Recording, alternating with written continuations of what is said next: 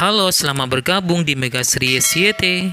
Kita akan bahas lagi Magic 5 episode hari ini. Gibran masih penasaran dengan hutan terlarang itu.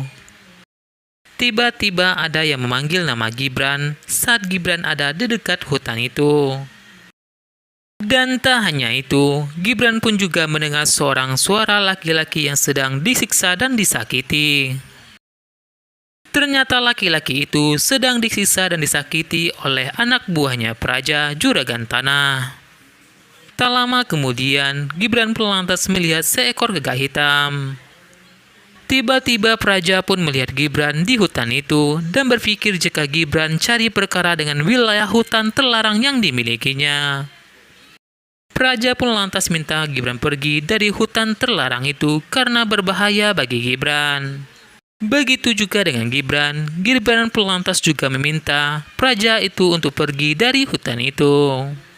Mendengar ucapan Gibran, Praja pun lantas berpikir jika Gibran telah menantang dirinya.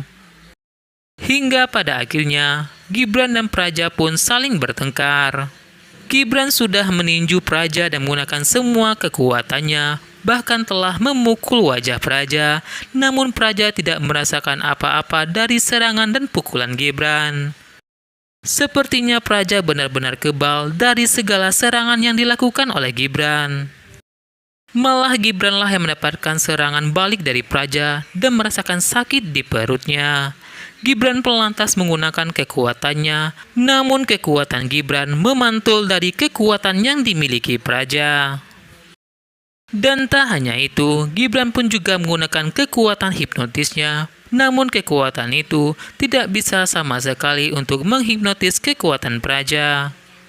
Praja pun berkata kepada Gibran jika tidak ada waktu untuk meladani Gibran.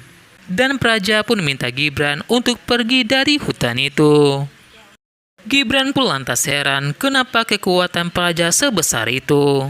Gibran pun penasaran apakah hubungan Praja dengan hutan terlarang itu. Bahkan Gibran pun merasa jika ada hubungannya dengan mimpi yang baru saja dialami Gibran.